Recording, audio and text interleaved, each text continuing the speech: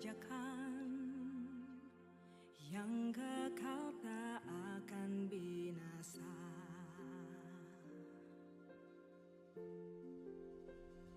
Aku ikut Yesus, Juru Selamatku.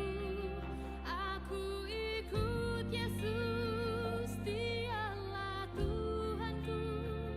Dia memanggilku menjadi hamba-Nya, memberitakan Injil ke seluruh dunia.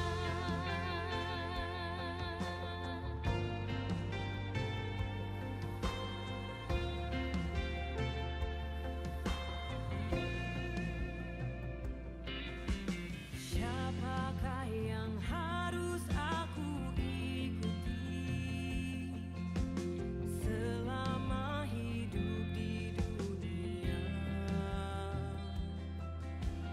Apakah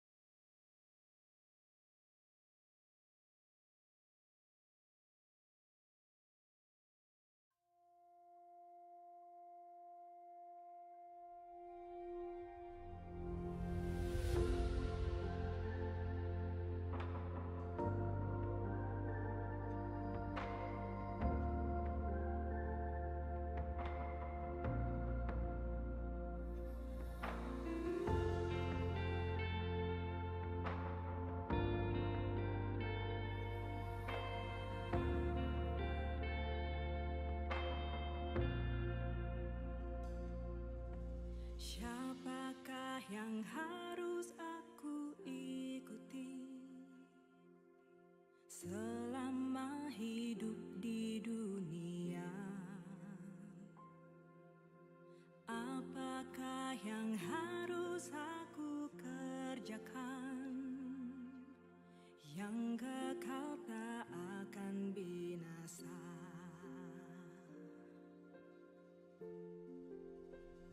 Aku ikut Yesus.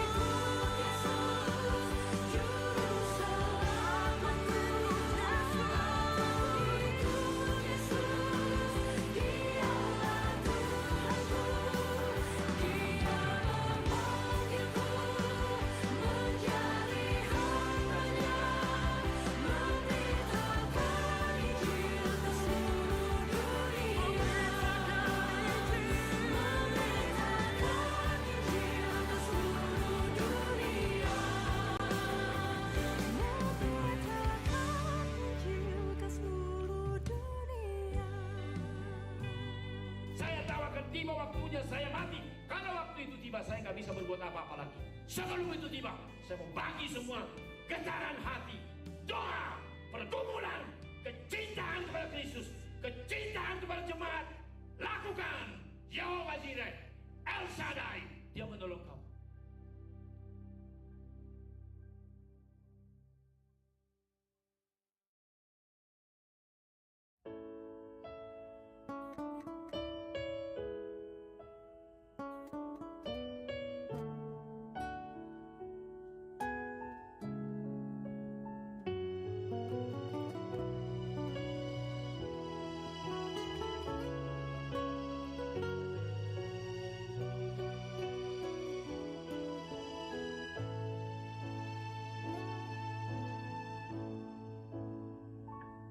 Oh Bapa, ku bersyukur kepadamu.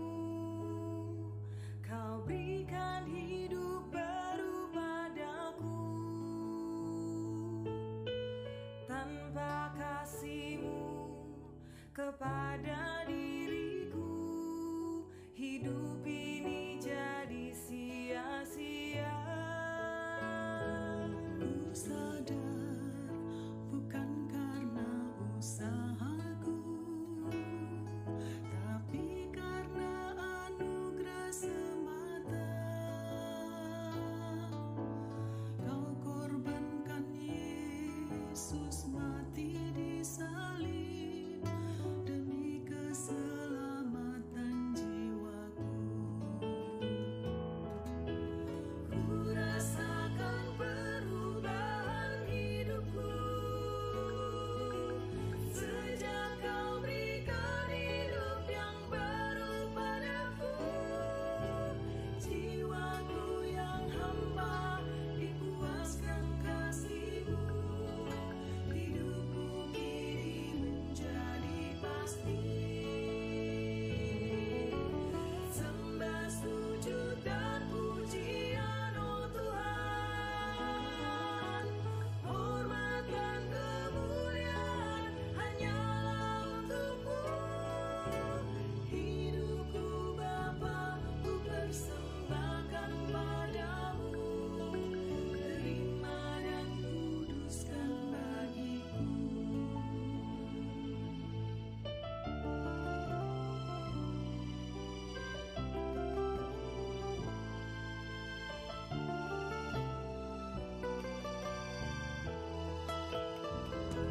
Ku sadar bukan karena usahaku, tapi karena anugerah semata. Kau korbankan Yesus mati di salib demi keselamatan jiwaku. Ku rasakan perubahan hidupku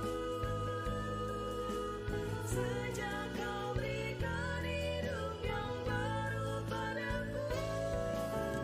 Jiwaku yang hamba dipuaskan kasih-Mu.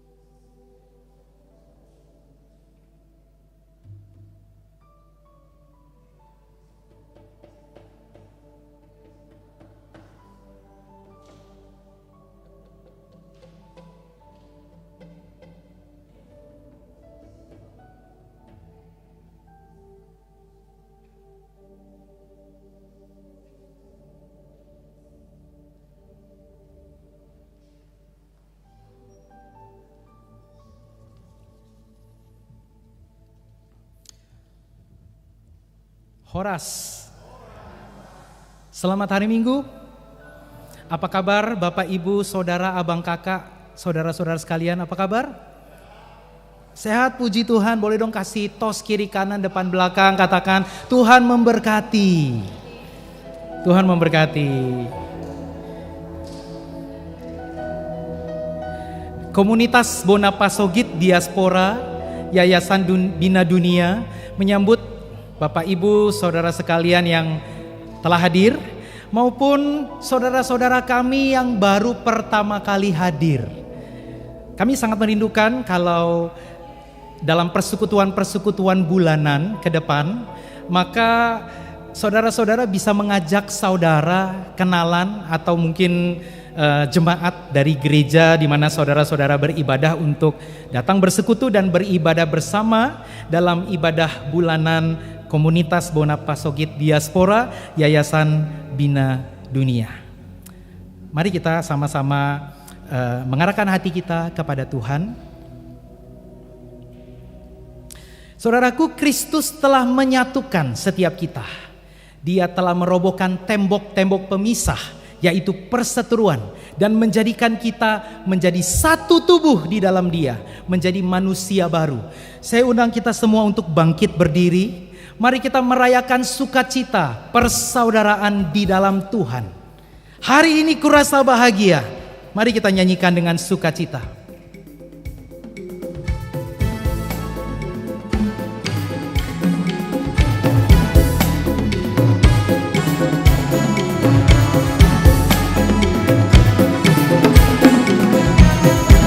Bersama-sama katakan, hari ini kurasa bahagia.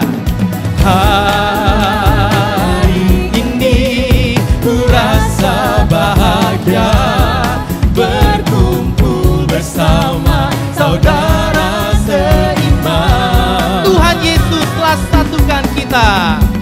Tuhan Yesus telah satukan kita tanpa memandang di antara kita. Mari bergandengan tangan. Bergandengan tangan dalam kasih, dalam satu hati, berjalan dalam terang kasih Tuhan. Sambil tunjuk pandangi saudara-saudara, katakan, kau sahabatku. Sahabatku, kau saudaraku, tiada yang dapat memisahkan kita. Oh, oh, kau sahabatku, kau saudaraku, tiada yang dapat memisahkan kita. Mari saling berjabat tangan, bertegur sapa satu dengan yang lain.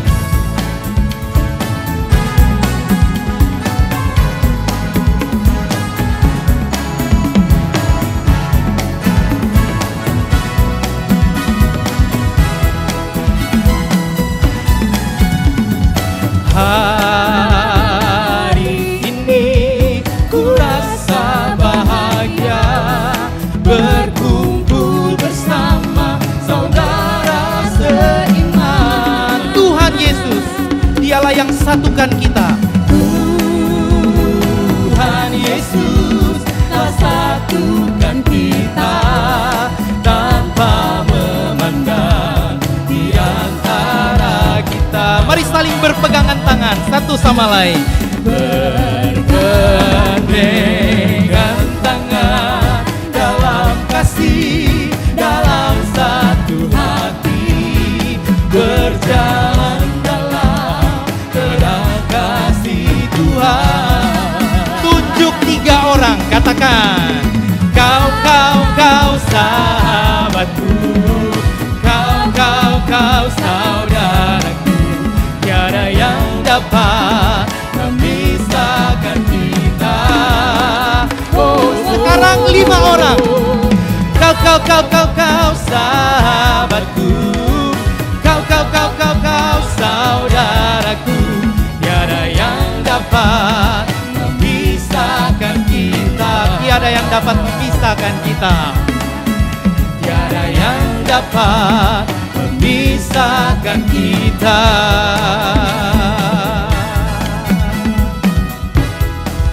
Silakan duduk, saudara.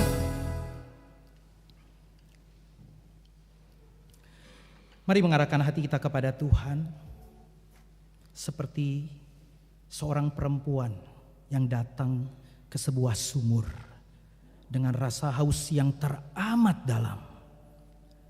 Namun ketika ia berjumpa dengan sang air hidup itu, kerinduannya adalah, isilah bejanaku dengan air hidupmu. Dengan firman itu, janjimu orang-orang yang datang dengan lapar dan haus akan kebenaran, mereka akan dipuaskan. Penuhkan kami, puaskan kami. Mari mengambil waktu teduh sejenak di hadapan Tuhan sambil mendoakan diri kita. Tuhan, penuhkan ku dengan firman-Mu.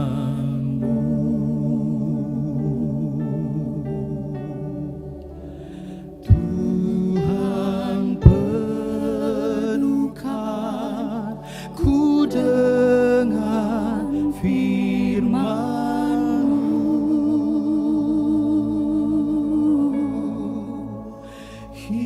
Hidupku bagai bejana, ku bawa ke sungai-Mu. Tuhan, penuhkan ku dengan firman-Mu.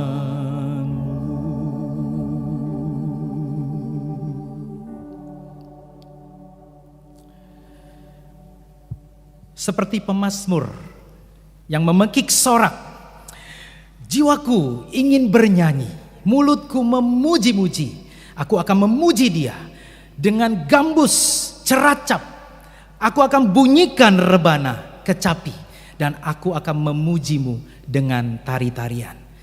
Saudara dan saya datang ke tempat ini karena Allah yang telah memanggil kita untuk beribadah kepadanya.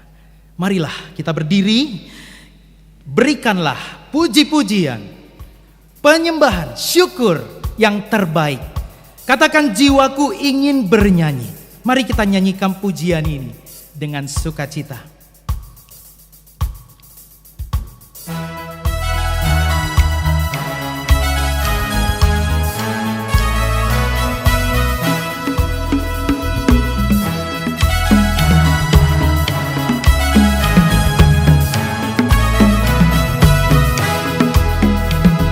Jiwaku ingin bernyanyi, jiwaku ingin bernyanyi, serta tubuhku menari-nari.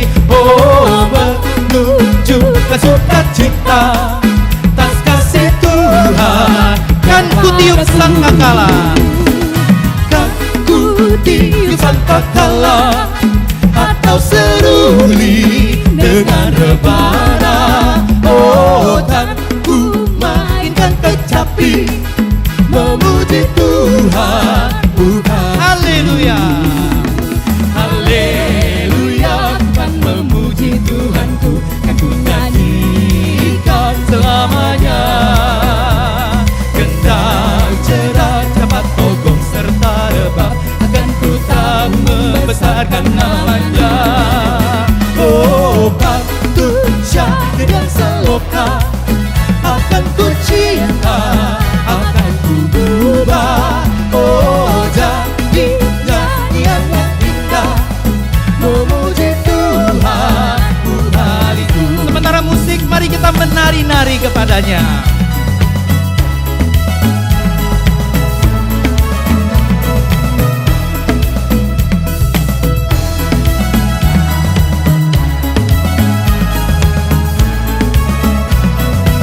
Datama ende honoku, datama ende honoku,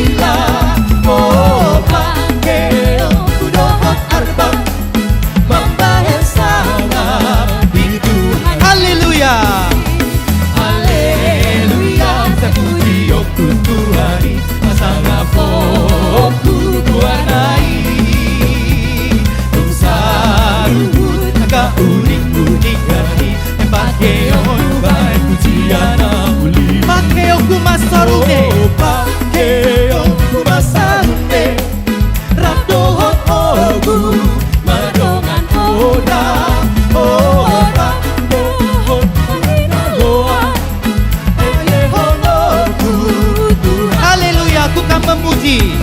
Haleluya, ku kan memuji Tuhanku, kan ku nyanyikan selamat. Gendang ceracap, gendang ceracap atau gong serta rebah, akan ku tak membesarkan namanya.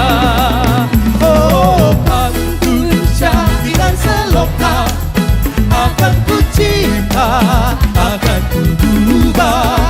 Oh, jadi nyanyian yang indah, memuji Tuhan, bukan memuji Tuhan, memuji Tuhan, bukan memuji Tuhan, memuji Tuhan, bukan isu.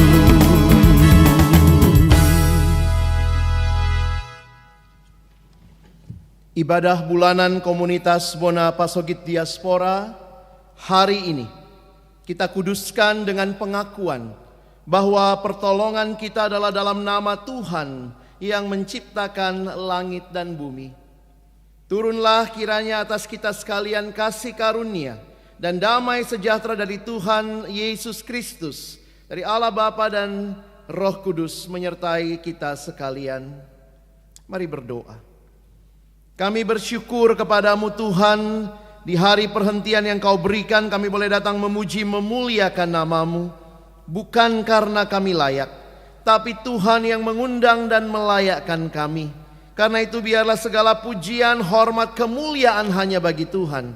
Dan kami berdoa biarlah dalam setiap kali kami menikmati ibadah, kami mengalami perjumpaan dengan Tuhan secara pribadi. Tuhan berkenan kiranya Engkau membaharui hidup kami, untuk kami boleh hidup hanya bagimu dan untuk kemuliaan-Mu. Di dalam nama Tuhan kami Yesus Kristus, kami menyerahkan seluruh rangkaian ibadah kami sore malam hari ini. Amin. Silakan duduk saudara.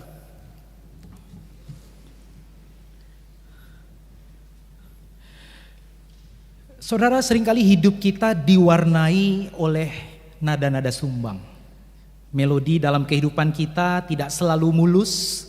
Kadangkala dosa, kegelisahan, luka membuat hati kita tidak tenang. Tetapi Yesus datang membawa kabar baik. Darahnya telah menyucikan kita. Kasih-Nya membaharui kita. Dan firman-Nya membisikkan lagu yang baru, sebuah kidung penuh damai dan pengharapan. Dialah sumber nyanyian kita. Dialah yang mengubah keluh menjadi syukur dan tangisan menjadi nada penghiburan. Kidung yang merdu di hatiku. Mari kita memuji-muji Yesus, nama Yesus yang indah itu.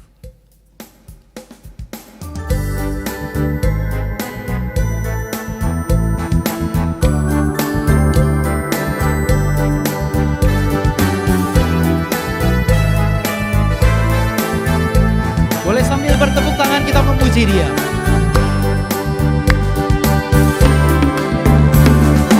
Hidung yang merdu di hatiku, Yesus membisikkannya. Jangan takut, ku bersamamu dalam kancah dunia. Yesus, nama Yesus. Yesus, nama Yesus, indah dan merdu, memberikan hidup yang mengisi hidupku. Nada-nada sumbang dan sendu hanya wanita.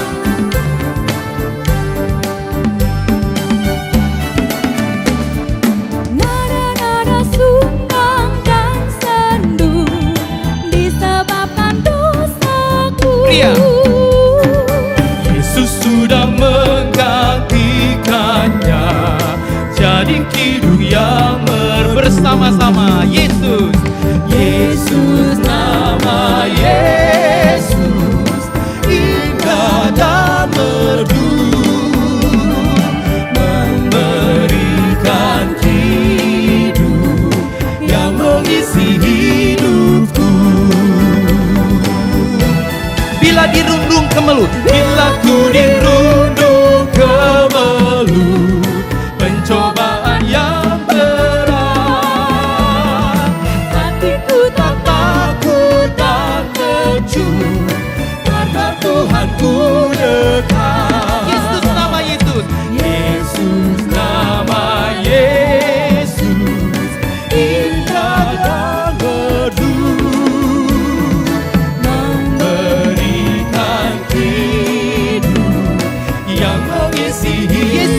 nama Yesus begitu indah.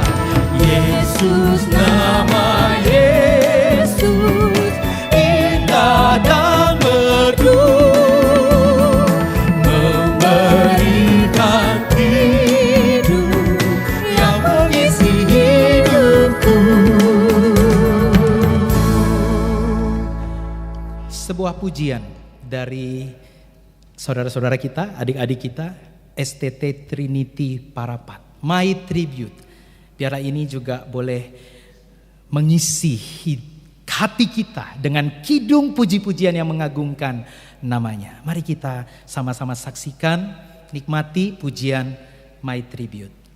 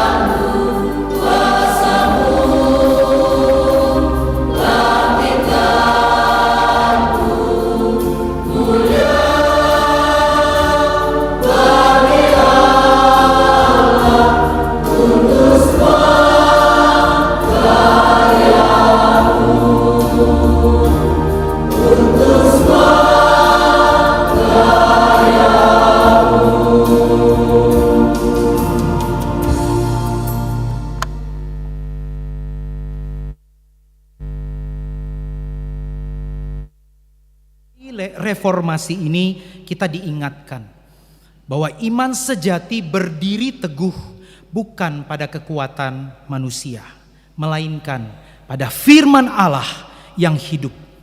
Kristus adalah benteng kita yang teguh, pahlawan yang tak terkalahkan, mempersiapkan hati kita untuk mendengar firman Tuhan dengan keyakinan yang sama dengan Bapak-bapak reformasi, pendiri-pendiri gereja kita masing-masing. Mari kita pekikkan sorak, Allahku, benteng yang teguh, dialah perlindungan dan sumber kemenangan kita.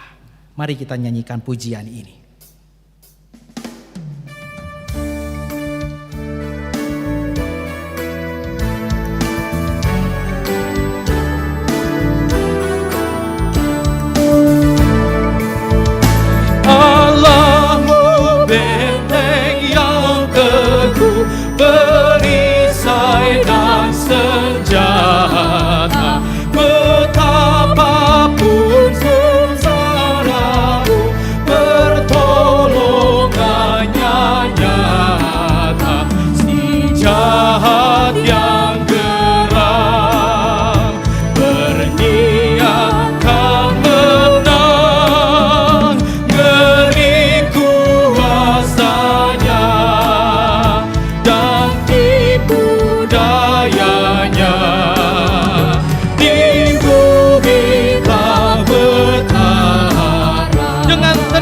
yang fana, niscaya kita kalah.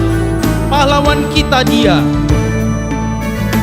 Dengan tenaga yang fana, niscaya kita kalah.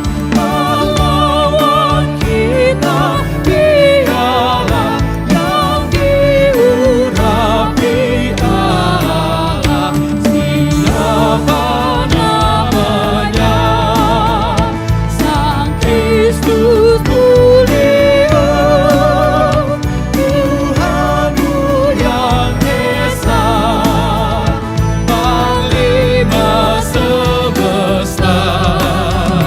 Niscaya Ia dengan bangkit berdiri, firman-Nya pertahankan terus, dan puji hanya Dia.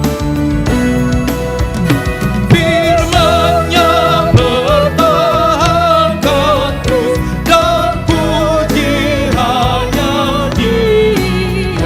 Dengan kuasa Roh Kudus, Ia di pihak kita.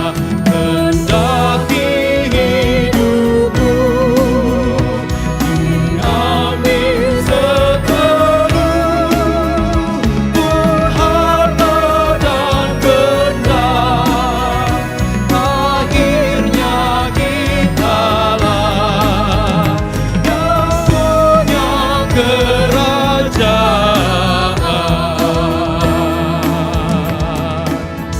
Firman Tuhan oleh Pendeta Alex Nanlohi.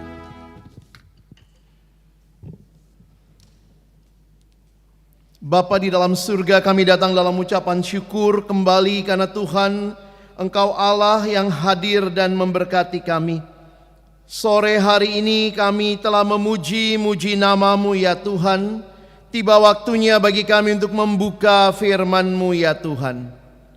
Firman-Mu firman yang kudus dan yang menguduskan kami. Firman-Mu firman yang hidup dan yang menghidupkan kerohanian kami.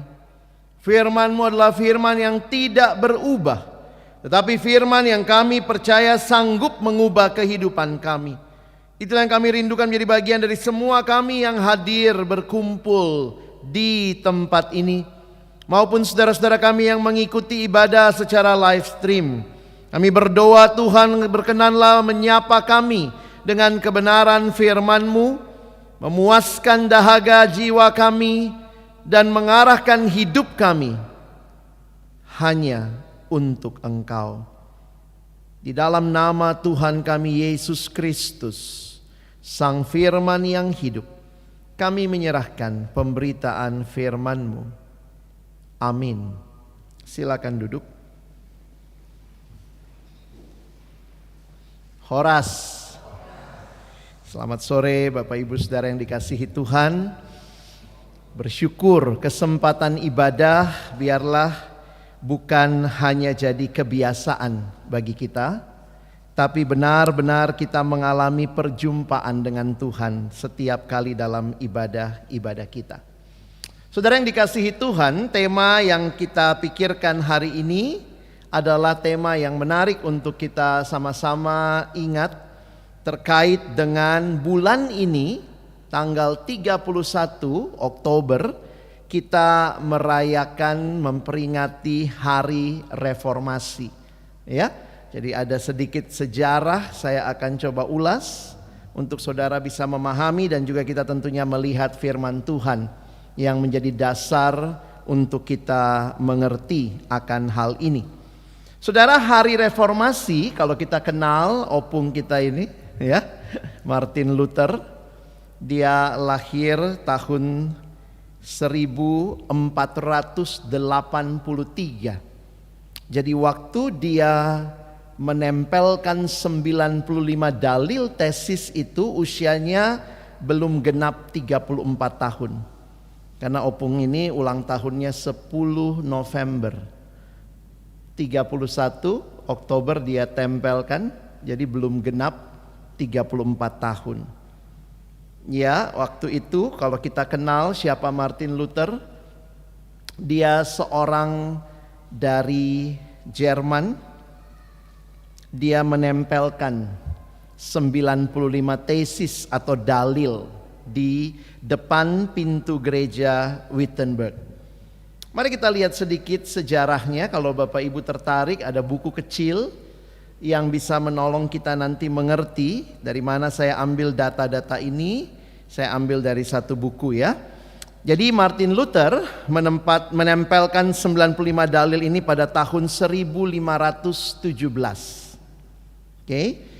Ini adalah meresponi penjualan surat penghapusan dosa atau penghapusan hukuman yang dikeluarkan oleh gereja pada waktu itu, atau yang disebut sebagai indulgensia. Kenapa? Karena memang juga gereja butuh uang untuk membangun Basilika Santo Petrus. Karena itu Paus Leo waktu itu menyetujui penjualan surat penghapusan dosa ini. Jadi kalau saudara lihat, Luther merumuskan sejumlah catatan kritis yang kemudian dipakukannya pada pintu gereja di kotanya. Kenapa pintu gereja? Mungkin kita bilang, oh kok, nah waktu itu papan pengumumannya di pintu gereja. Jadi begitu ceritanya ya. Jangan pikir kok Opung ini nggak tahu tempat begitu ya. Waktu itu kalau ada informasi taruhnya di pintu gereja. Nah, menariknya perbuatan ini yang dia lakukan menghasilkan serangkaian perkembangan yang kita kenal sekarang dengan nama reformasi. Kalau kita ingat gereja Protestan ditandai dengan hal ini. Nah, ini buku yang saudara bisa cari, bukunya tipis sekali, 95 dalil Martin Luther. Jadi ini bicara tentang latar belakang sejarah dan analisis dari dalil Luther ini. Dan itu yang menjadi gereja ajaran pokok dari gereja Protestan. Kalau saudara perhatikan baik-baik, Luther bukannya mau buat gereja baru, ya. Dia ingin mereformasi, memurnikan apa yang menjadi kesalahan yang dia temukan ketika dia bandingkan dengan firman Tuhan dan apa yang dipraktekkan gereja pada waktu itu. Nah, sedikit sejarah, berdasarkan surat penghapusan hukuman yang telah jemaat peroleh, Luther merasa wajib menyatakan begitu saja dosa mereka telah diampuni, tanpa mewajibkan mereka melakukan perbuatan penyesalan. Jadi simpelnya jualan saudara ya. Asal sudah beli suratnya, menyesal nggak menyesal, Luther itu sebagai imam harus mengatakan dosamu diampuni. Dan itu menimbulkan pergolakan batin dalam diri Luther. Nah, menarik sekali, Luther menegur jemaatnya dalam khotbah. Tetapi ia menganggap perlu juga menyatakan keberatan terhadap pimpinannya waktu itu. Ini namanya Uskup Albrecht, dan mengangkat masalahnya dalam lingkungan kaum teolog se-Jerman. Jadi kalau kita pikir-pikir saudara ya, waktu saya baca sejarahnya, Luther itu bukannya mau makar gereja ya, lalu kemudian cari pengikut. Siapa yang mau ikut saya? Ternyata Luther menempelkan dalilnya, saudara tahu itu dalam bahasa apa? Bahasa Latin. Karena itu bahasa akademis waktu itu. Jadi bukan dalam bahasa Jerman. Memang kemudian diterjemahkan. Kenapa? Karena Luther itu mau mengajak para teolog berdiskusi. Dan teolog ini bahasa utamanya di pendidikan waktu itu adalah Latin, ya. Jadi oleh karena itu, sesuai dengan kebiasaan yang berlaku pada zaman itu, ia menerbitkan sejumlah tesis. Ternyata udah biasa juga waktu itu. Kalau ada ketidaksetujuan, mau protes, harus ada dasarnya. Nah, dia buat itu ya, tesisnya, dalil-dalilnya berkaitan dengan masalah itu. Nah, ini informasinya bahwa ditulis dalam bahasa Latin, maka ini tidak diarahkan untuk rakyat sebenarnya. Tetapi diarahkan kepada masyarakat cendekiawan, khususnya kaum teolog. Memang kemudian dalam sejarah kita melihat ini diterjemahkan ke dalam bahasa Jerman dan akhirnya banyak orang yang mengakses. Ditambah dengan perkembangan mesin cetak waktu itu, apa yang terjadi ini makin cepat tersebar. Dan saudara bisa bayangkan begitu orang tercerahkan, wah, timbullah gelombang protes. Mulai ada yang mengikuti Luther. Sebenarnya Luther waktu itu tidak mau mendirikan gereja baru, tapi dia dikejar-kejar, saudara. Dan dalam pengejaran itu dia bertemu dengan banyak kelompok, dan kemudian mereka simpati kepada Luther, dan kemudian akhirnya bergerak ke arah gereja Protestan. Ya, ada yang bilang gereja Protestan karena tukang protes. Tapi juga ada sejarah yang mengatakan dari kata protestanum, pro kepada testament, kepada firman Tuhan. Jadi gerakan ini bukan cuma gerakan tukang protes, tapi ada dasarnya. Kenapa diprotes? Ya. Jadi kalau saudara perhatikan pada tanggal, ini 95 tesisnya kecil ya, dilihat di situ. Tapi itu dalam beberapa dokumen yang pernah ditemukan. Kenapa tanggal 31? Jadi juga bukan akal-akalan ya, ulang tahun siapa itu tanggal 31 begitu ya. Nah ternyata tanggal 31 ini kemungkinan ya, peristiwa itu berlangsung 31 Oktober, agaknya hari ini dipilih karena tiap-tiap tahun pada tanggal 1 November dalam gereja istana, waktu itu gereja didukung oleh pembesar-pembesar istana, dibawakan khotbah tentang penghapusan hukuman yang dapat diperoleh dengan bantuan relikui-relikui, termasuk yang dibeli itu ya, yang telah dikumpulkan oleh Raja Frederick. Jadi tidak kebetulan tanggalnya tanggal 31. Jadi ini sekali lagi waktu saya mempelajari sejarahnya, ini kerinduan dari seorang anak Tuhan yang mencintai Tuhan dan firman-Nya dan jemaat. Dan itu yang dia mau bagikan kepada jemaat. Menolong mereka mengerti. Tapi dia mulai dengan diskusi di antara para teolog. Disalah mengerti, diminta untuk mencabut tesisnya. Dan akhirnya dia harus menghadapi beberapa kali sidang gereja waktu itu. Dan salah satu yang terkenal, ada kalimat dalam satu sidang dia katakan, di sini aku berdiri. Saudara bisa cari dokumen-dokumen pembelaan Luther ya. Jadi kalau saudara melihat kembali kepada reformasi, apa kaitannya dengan tema kita hari ini? Kita mau bicara firman yang tidak tergoyahkan. Waktu bicara reformasi, apa sebenarnya yang mendasari Luther itu? Kalau kita ingat reformasi itu, ini semboyannya ya, 5 sola. Nah ini karena bahasa Yunani, bahasa Latin, sola gratia, semua karena anugerah, sola fide, iman, solus Christus. Nah ini kalau belajar bahasa begitu ya. Kalau sola itu belakangnya kata benda, kalau kata person gitu ya, Kristus itu jadinya solus, tapi itu dari kata yang sama, sola, sola, sola, sola gratia, sola fide, sola scriptura. Tapi ketika ketemu Kristus jadi solus Kristus. Kalau ketemu diarahkan kepada jadinya soli Deo gloria. Jadi ada 3 sola, 1 solus, 1 soli, gitu ya. Jadi kalau kita tahu itu adalah sola gratia karena anugerah, sola fide karena iman, sola scriptura karena firman Tuhan, solus Christus, hanya Kristus, tidak ditambah sama yang lain. Dan soli Deo gloria, diarahkan semuanya bagi kemuliaan Tuhan. Nah sedikit sejarah saudara, ini sudah kayak belajar di STT saudara ya. Kalau mahasiswa saya ajarin begitu ya, ini sejarahnya kira-kira seperti itu. Saudara bisa baca lebih jauh, banyak dokumen. Jadi ingat ini bukan makarnya gereja Protestan, tapi kerinduan untuk membaharui. Karena apa? Karena ajaran waktu itu sudah tidak sesuai dengan firman. Dari mana semua ini? Ternyata perjumpaan rohani yang besar, yang utama ketika Luther bertemu dengan firman. Nah itu yang jadi hal yang menarik saudara. Semua ini terjadi karena perjumpaan dengan firman.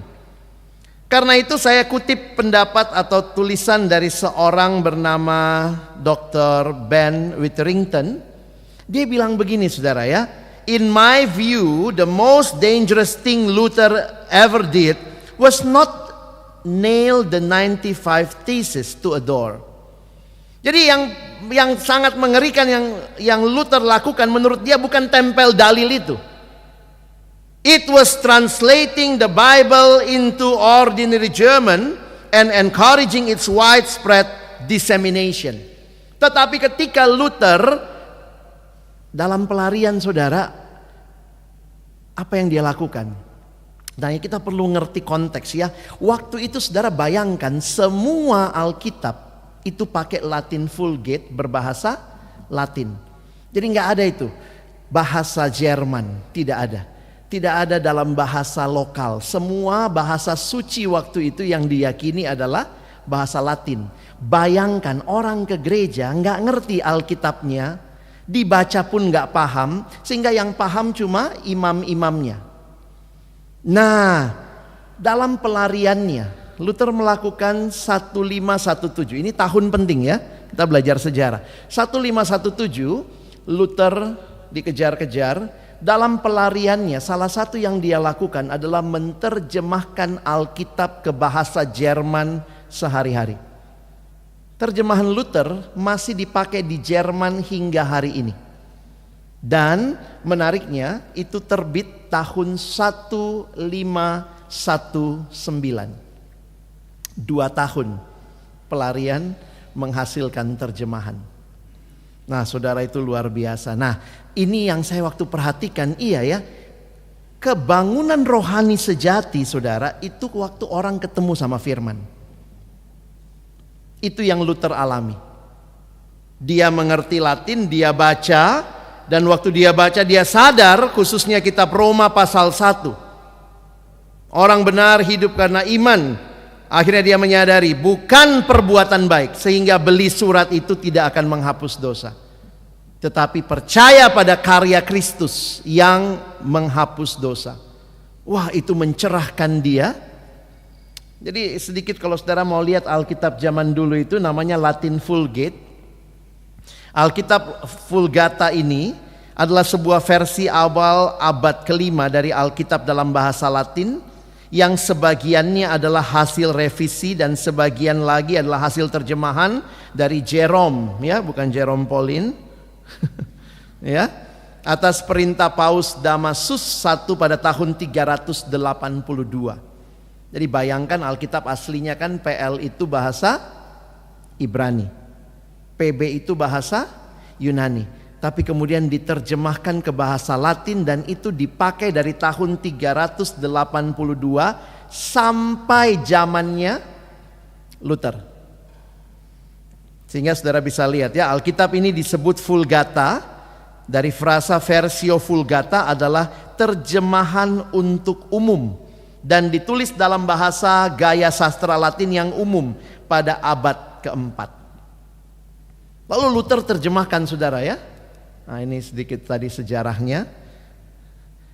Luther menerjemahkan ke dalam bahasa Jerman sehari-hari. Dan menariknya Luther tidak terjemahkan dari Latin Vulgate. Dia terjemahkan langsung dari versi aslinya.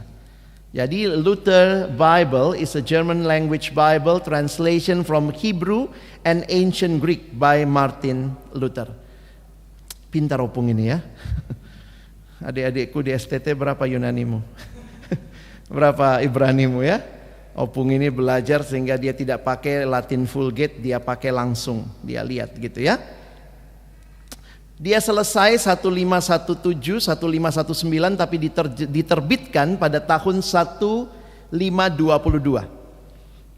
Dia menerjemahkan seluruh Alkitab PL dan PB bersama Apokrifa 1534. Dan Luther terus merevisi terjemahannya sampai tahun 1545. Makanya tadi saya bilang sampai hari ini masih dipakai di Jerman. Karena Luther itu terus belajar, dia revisi lagi. Luther meninggal kapan tadi? 1546. Dia masih merevisi sampai 1545. Jadi semoga hari ini saudara juga makin kenal Martin Luther ya.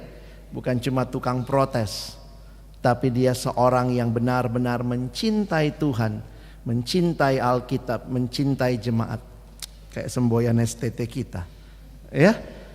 Cinta umat, cinta Alkitab. Saya pikir itu semangatnya. Jadi kembali lagi kalau kita bicara reformasi, bagaimana reformasi terjadi? Di dalam sepanjang sejarah, kita udah lihat sejarah reformasi 1517. Tahun ini kita merayakan 500 tahun reformasi, 508 tahun reformasi, tanggal 31 nanti. Tapi kalau saudara perhatikan, sebenarnya di dalam Alkitab ada reformasi-reformasi yang terjadi. Minimal saya angkat 2 contoh sore hari ini untuk kita melihat. Yang pertama adalah reformasi Raja Yosia, ya. Reformasi Raja Yosia, salah satu raja yang melakukan reformasi. Jadi memang tidak ada kalimat karena bapaknya jelek, bapaknya buruk, pemerintahannya anaknya harus ikut buruk. Tapi dia mengalami pembaharuan. Nah, dari mana mulainya? Kita baca kisahnya sebentar ya. 2 Tawarik 34. Saudara, saya ajak kita baca bergantian sampai ayat 19. Saya baca ayat 14, nanti muncul di layar ya, bergantian. Saya baca ayat 14, saudara baca ayat 15, kita bergantian sampai ayat yang ke-19 saja. Ketika mereka mengeluarkan uang yang telah dibawa ke rumah Tuhan, Imam Hilkia menemukan kitab Taurat Tuhan yang diberikan dengan perantaraan Musa.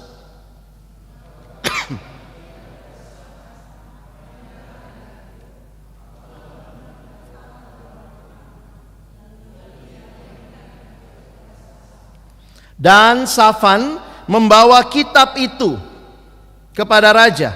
Ia juga menyampaikan kabar kepada raja, segala sesuatu yang ditugaskan kepada hamba-hambamu telah mereka laksanakan.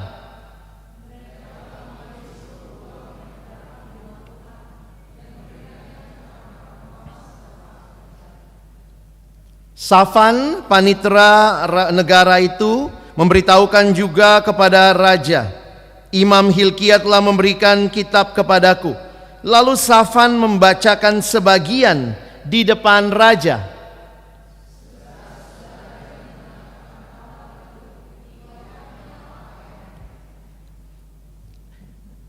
Kebangunan rohani, transformasi utama terjadi ketika umat bertemu dengan Tuhan di dalam firman Tuhan. Betapa pentingnya firman Tuhan. Firman yang memberikan pembaharuan, firman yang membawa kehidupan kembali kepada Allah. Dan ini dialami Raja Yosia. Kalau saudara lihat tindakan reformasi yang dia lakukan kemudian, saya harap kita tidak lupa cerita ini, bahwa dia menemukan atau dia bertemu dengan Tuhan dalam firman, dibacakan. Apa tanda dikoyakkannya lah pakaiannya? Itu tanda pertobatan, tanda penyesalan. Sehingga gereja hingga hari ini kita melihat firman Tuhan itu adalah bagian penting di dalam gereja. Banyak gereja bikin logonya pun pakai Alkitab terbuka, begitu ya. Karena itu satu hal yang luar biasa. Luther berjumpa dengan Tuhan lewat firman, menerjemahkan firman karena dia percaya kuasa firman yang tidak tergoyahkan. Dia bukan hanya cari ayat-ayat mendukung argumennya. Dia rindukan masyarakat Jerman ketemu dengan Tuhan lewat firman dan mengalami pembaharuan. Raja Yosia, dia berjumpa dengan Tuhan, Taurat dibacakan. Menarik ya, ini kan lagi kumpulin duit ya. Tapi ternyata yang dia temukan lebih berharga daripada uang. Satu lagi contoh saudara, adalah Imam Ezra. Ezra dikenal juga di dalam Alkitab, kalau kita melihat setelah pulang dari pembuangan. Kalau Raja Yosia kan itu sebelum Israel dibuang. Maka setelah pembuangan Tuhan terus melakukan reformasi sebenarnya kepada umatnya melalui Imam Ezra. Mari kita baca sebentar Esra 7 ayat 10. Apa yang dicatat di sini? 1, 2, ya. Sebab Esra telah bertekad untuk meneliti Taurat Tuhan dan melakukannya, serta mengajar ketetapan dan peraturan di antara orang Israel. Saudara, dalam masyarakat Yahudi ada 3 pimpinan. Yang memimpin di politik biasanya raja. Yang memimpin di dalam ibadah namanya imam. Lalu yang memimpin di dalam menyampaikan firman Tuhan itu disebut nabi. Esra ini imam. Ya, dia melakukan ibadah di dalam bait Allah. Imam Esra, dan diperhatikan dia bertekad meneliti Taurat Tuhan. Pulang dari pembuangan sudah tidak ada raja. Oke? Pulang pembuangan tidak ada raja, tapi kita melihat Esra bersama pemimpin politik waktu itu namanya Nehemia. Makanya kitabnya deket ya, Esra, Nehemia. Nah, kita lihat bagaimana kombinasi 2 reformator ini. Satu reformator politik, bangun kembali tembok. Satu reformator membangun isinya tembok itu. Di dalam tembok itu kan umat Allah. Bayangkan kalau cuma temboknya direnovasi. Tapi menarik, Esra dan Nehemia kesatuan yang indah. Mari kita baca bergantian Nehemia 8 ayat 3 sampai ayat 10. Sampai ayat yang kita baca sampai 13 dulu ya. Agak panjang tapi saya ajak kita hayati sama-sama. Nehemia 8 ayat 3 sampai ayat yang ke 13. Saya bacakan terlebih dahulu ayat yang ketiga. Lalu pada hari pertama bulan yang ke-7 itu, Imam Esra, lihat ya, mereka kombinasi ya, dikasih panggung sama si Nehemia. Imam Esra membawa kitab Taurat itu ke hadapan jemaah, yakni baik laki-laki maupun perempuan dan setiap orang yang dapat mendengar dan mengerti.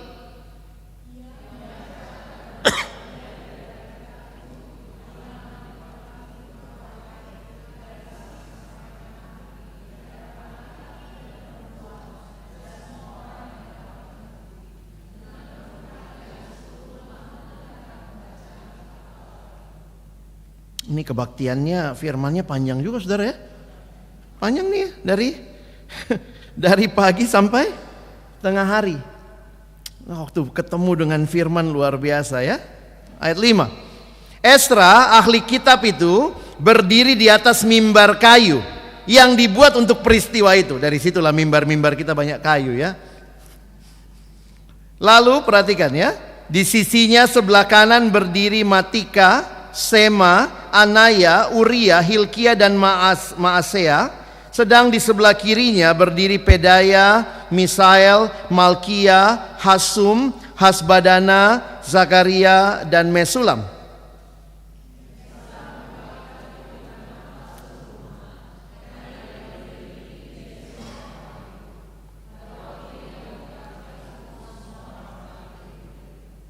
HKBP sangat menghayati itu ya.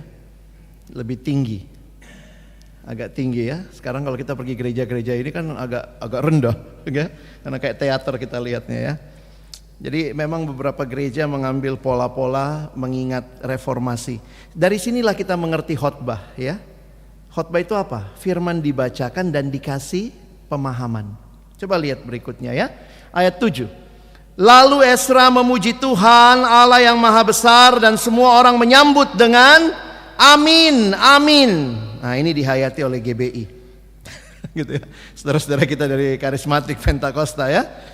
Saya beberapa kali khotbah di situ saya kaget, belum selesai kalimat saya udah amin orang itu ya.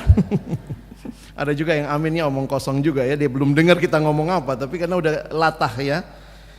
Amin, amin, sambil mengangkat tangan. Kemudian mereka berlutut.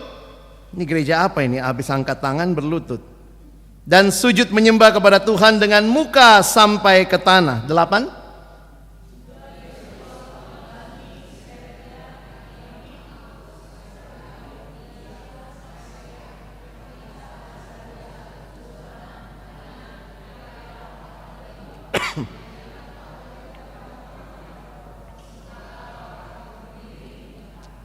Saudara, ini cari nama anak banyak sini ya.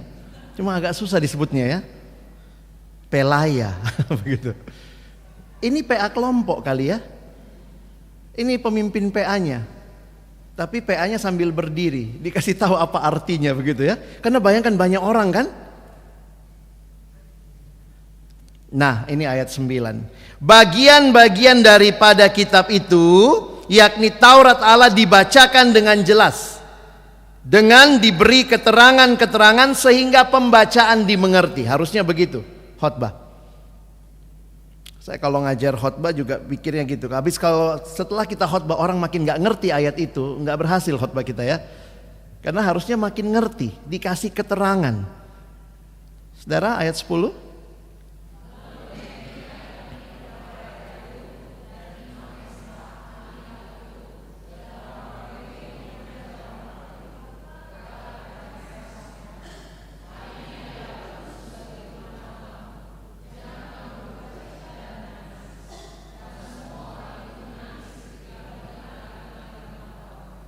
Wow, terjadi pembaharuan hati. Tangisan menjadi satu ciri ya dari pembaharuan itu. Ayat 11. Lalu berkatalah ia kepada mereka, pergilah kamu, makanlah sedap-sedapan dan minumlah minuman manis, dan kirimlah sebagian kepada mereka yang tidak sedia apa-apa, karena hari ini adalah kudus bagi Tuhan kita. Jangan kamu bersusah hati sebab sukacita, karena Tuhan itulah perlindunganmu.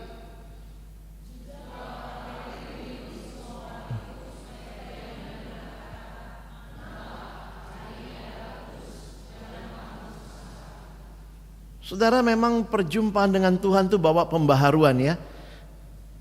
Pembaharuan itu bisa ditandai dengan menangis, tapi juga bisa ditandai dengan luapan sukacita. Nggak ada ekspresi satu-satunya hanya ini.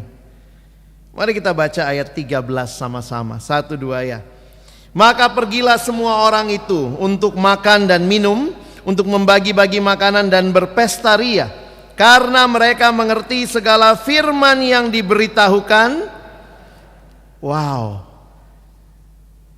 2 peristiwa reformasi yang saya angkat terjadi ketika umat berjumpa dengan Tuhan di dalam firman-Nya.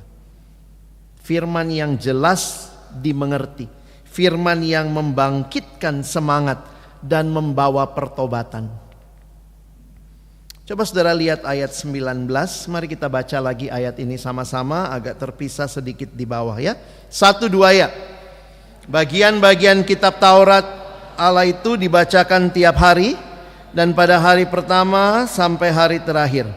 7 hari lamanya mereka merayakan hari raya itu, dan pada hari yang ke-8 ada pertemuan raya sesuai dengan peraturan. Ini memang dalam rangka hari raya, dan menarik sekali bagian Taurat itu dibacakan tiap hari.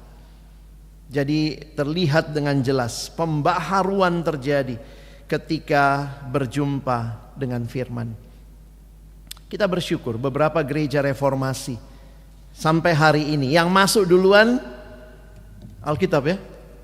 Saudara, begitu gereja saudara yang masuk Alkitab duluan, orangnya belakang, menunjukkan betapa luar biasanya firman yang harusnya kita junjung tinggi. Remembering the Reformation. Ini kutipan-kutipan dari mereka yang bicara tentang reformasi. Semuanya berbicara tentang pentingnya firman. It wasn't Luther or Calvin that reformed the church. It was the word of God that reformed the church. Ada amin? Bukan Luthernya, bukan Calvinnya, tapi firman Tuhan itulah yang mereformasi gereja. We honor the reformers, but our confidence is not in them. Our confidence is in Christ. Christ solus Christus dan sola scriptura. Luther begitu terpesona dengan firman. Perjumpaannya dengan firman membuat dia mengalami pembaharuan. Beberapa kutipan. The Bible is alive. It speaks to me. Firman itu hidup, berbicara kepada saya. It has feet. Firman itu seperti punya kaki yang mengejar aku. Itu seperti punya tangan yang memeluk aku. Saudara, betapa luar biasanya perjumpaan dengan firman. Martin Luther berkata, "The Bible is a remarkable fountain. The more one draws and drink of it." Seperti sumber mata air. Makin kita dekat minum dari air itu makin membuat kita mau lebih lagi. Mau lebih lagi. Sehingga semboyan reformasi biasanya kita kenal ya. Ini semboyan gereja reformasi. Ecclesia reformata semper reformanda est secundum verbum Dei.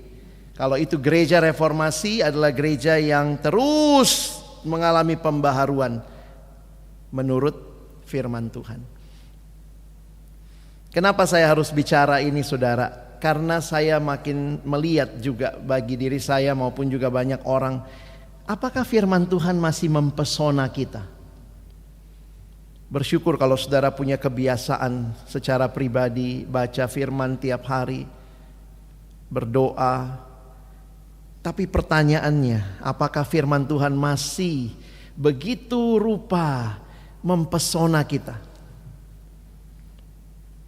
Dalam satu pelayanan, saya datang ke sekolah, saya tanya saya tanya sama adik-adik di sana. Kan itu sekolah Kristen. Saya bilang, boleh saya tahu siapa yang dari kecil sudah Kristen? Tolong angkat tangan. Ini anak SMA ya, sekitar 200 anak. Siapa yang dari kecil udah Kristen? Begitu lahir namanya udah Marta, Maria, Lukas, Matius ya, angkat tangan. Wah, ternyata sekitar 90% saudara. Ini SMA gabungan ya. Ya angkat tangan begitu. Saya bilang tolong tahan tangannya ya. Boleh sekarang Bapak tanya, Abang tanya, dari kalian yang angkat tangan, siapa yang sudah pernah baca Alkitab selesai habis dari Kejadian sampai Wahyu? Pelan-pelan aja turunnya, biar gak malu. Puji Tuhan saudara masih ada 3 yang angkat tangan ya. Anak SMA itu. Saya jadi berpikir begitu, apakah memang Alkitab bagi orang percaya, orang Kristen, anak-anak kita yang dibesarkan dalam tradisi Kristen begitu berharga ke Alkitab? Ini jadi sebuah refleksi saja ya. Saya nggak akan lakukan di sini, tenang aja saudara ya, santai-santai. Nanti habis ini ditanya siapa yang sudah. Memang bukan ukurannya sudah baca selesai atau belum kan? Karena juga saudara sepupu kita kan udah baca juga ya. Bahkan mereka lebih tekun ya. Karena apa? Mereka punya kerinduan anaknya hatam ya, selesai baca Quran. Makanya pulang sekolah anaknya disuruh ngaji. Dan kira-kira kelas 3 SMP kalau dia ngajinya dari SD, dia selesai baca seluruh Al-Quran. Kalau orang Kristen anaknya pulang sekolah les. Dan apa percakapan kita? Saya bukan mengatakan tidak butuh les, tapi jangan-jangan warisan terbesar apa yang kita tinggalkan bagi anak-anak kita, bagi generasi ini. Begitu pulang, kalau mama-mama kumpul sama mama-mama, apa biasanya percakapannya? Berapa nilai anakmu kemarin? Oh, siapa guru lesnya? Boleh nggak dia tambah murid lagi anakku? Jarang ya kalau anak-anak mama-mama kumpul, iya anakku dong udah baca Alkitab loh, sekali habis loh Kejadian sampai Wahyu. Pasti langsung dibilang, mama-mama freak. Tapi itulah realitanya ya, itu bukan sesuatu yang dibanggakan. Dan jangan-jangan kita orang Kristen juga tidak bangga-bangga amat anak kita baca Alkitab. Mungkin begitu. Tapi udah terlambat sekarang, udah susah ya. Tapi kita tetap meyakini firman ini kekuatan. Kadang kita mau anak-anak kita bertumbuh dewasa, tapi kalau mereka tidak dekat dengan Tuhan dan firman-Nya, sebenarnya itu cuma impian saja. Bekal terbaik yang saudara dan saya bisa teruskan bagi generasi ini, mendidik mereka mencintai Tuhan dan firman-Nya. Dan itu belum terlambat. Saudara, di tengah-tengah firman Tuhan yang adalah kekuatan membangun reformasi, kita diingatkan juga ya. Saya diminta untuk singgung sedikit tentang bahayanya ajaran-ajaran palsu. Apalagi semua bilangnya pakai firman Tuhan ya. Dan Yesus sudah mengingatkan ini. Yesus mengingatkan, waspadalah terhadap nabi-nabi palsu yang datang kepadamu dengan menyamar seperti domba, tetapi sesungguhnya mereka adalah serigala yang buas. Ada juga sekarang yang ya itulah ya, Kita makin banyak orang yang suka nanya ke hamba Tuhan, pertanyaannya, karena apa? Karena nonton di YouTube. Banyak juga kita GKY ya, Gereja Kristen YouTube.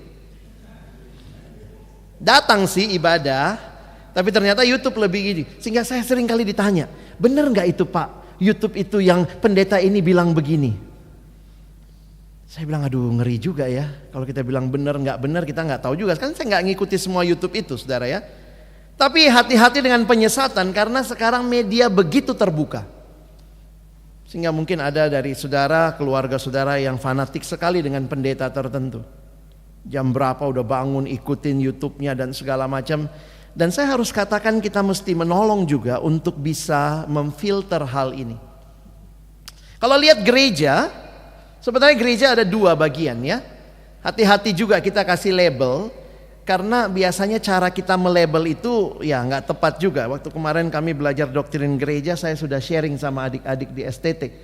Memang ada gereja yang benar, lalu kalau nggak benar namanya gereja yang nggak benar, ya.